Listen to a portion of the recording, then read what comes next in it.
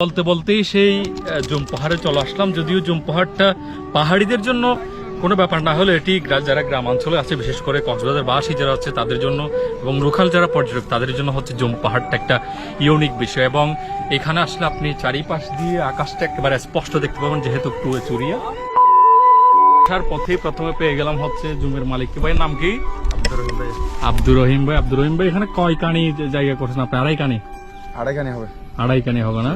তো এটা কখন থেকে করছেন? এখন কি ধান পাকছে নাকি? এটা মানে আমার অনেক ছোটবেলায় বাবার সাথে করতাম, দীর্ঘ অনেক বছর পর, 30-35 বছর পর মানে হঠাৎ করে এই জায়গাটা মানে সরকার যখন মানে প্রশাসন বাগান করলো, তো একটা নিজের সকল মানে ভালো লাগলো। এটা কি বন বিভাগের জায়গা? জি, এটা মানে দায়িত্ব আমার, মানে সব মানে বাগানটা আমার মানে আন্ডারে, ওইটা দায়িত্ব আমার, মানে পুরো বাগানটা আমি ক্যাপচার করি বলে মানে একটা মানে ছোটবেলায় দোয়া পালং বিড়ে না? জি, দোয়া পালং বিড়ে।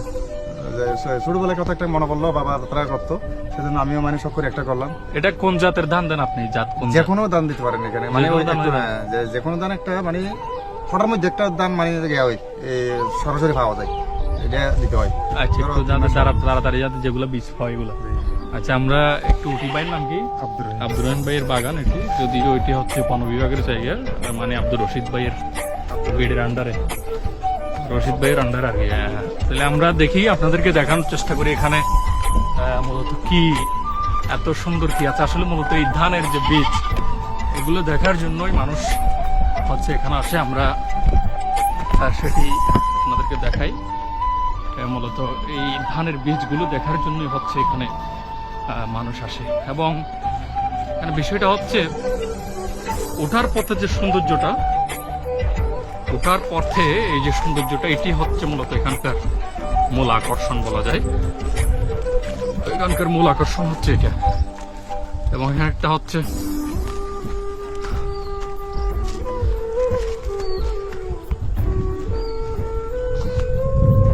এই যে এই বিষয়, সেগুলো দেখার জন্য মানুষ চলে আসে।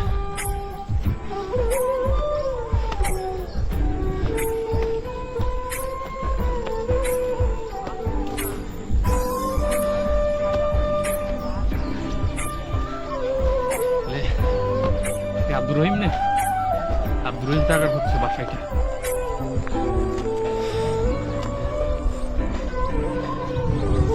তো কায়রানো আছে, কায়রানো আছে, কায়রা রান্ডি একটা।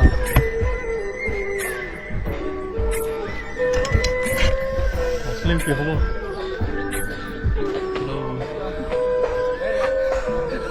ক্যামেরা হ্যালো হয়েছে রে,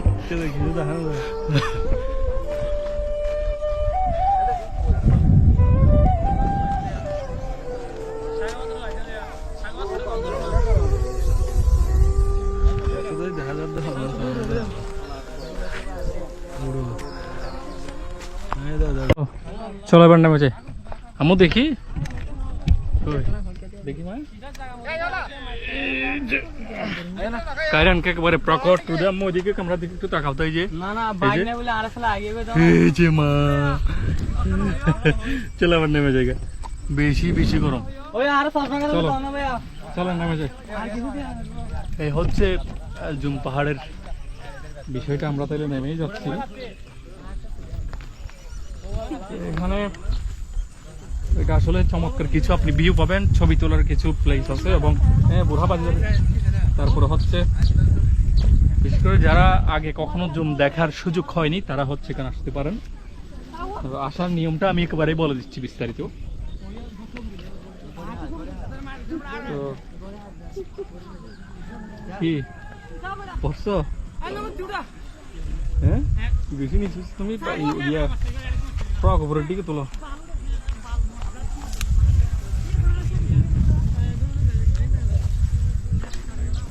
জোরে নামলে পারবো না, ফ্রকটা উপরের দিকে রাখো, জোরে নামো। এই হচ্ছে বিষয়। কারণ ক্যামেরার দিকে তাকাও। এই যে রোদ বেশি, ক্যামেরার দিকে তাকানোর সুযোগ নেই বলতো।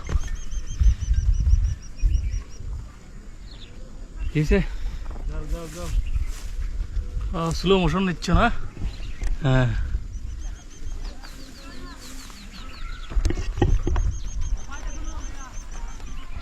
তো পাহাড়টি আপনারা দেখতে আসতে পারেন। তবে এখানে এই জুম পাহাড়টি রামু থানাধীন খুনিয়াপালং ইউনিয়নের ধোয়াপালং মিলগোর বাজার থেকে সোজা পশ্চিম দিকে পশ্চিম ঘুনারপাড়া নামক জায়গাতে অবস্থিত।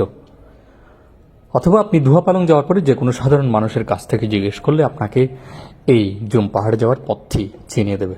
প্রথমে আপনাকে কক্সবাজার থেকে রামুর খুনিয়াপালং আসতে হবে, খুনিয়াপালং থেকে ধোয়াপালং মিলগোর বাজার, এবং মিলগোর বাজার থেকেই মাত্র আধা কিলোমিটার পশ্চিম দিকে গেলেই আপনি এই জুম পাহাড়টি পেয়ে যাবেন। কারণ এখানে রোদ বেশি, রোদের প্রকটের কারণে আমরা চলে যাচ্ছি। মাঠটা ঘেমে যাচ্ছে, সুন্দর লাগছে। হ্যাঁ,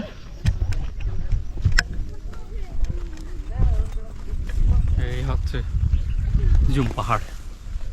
এখন বোরখা বাজে দিবে।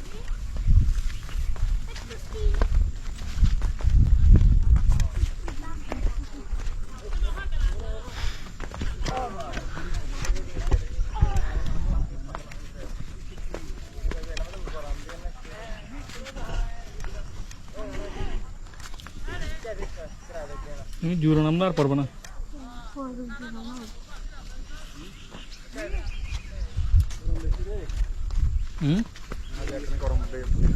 ছায়া মধ্যে করিবেন আসরের পরে।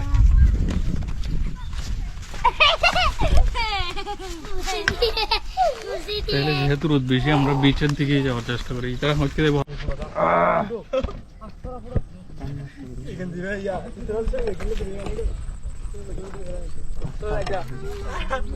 আমার তখন রাগ করবো ভাই নেই লোক তো বেশি না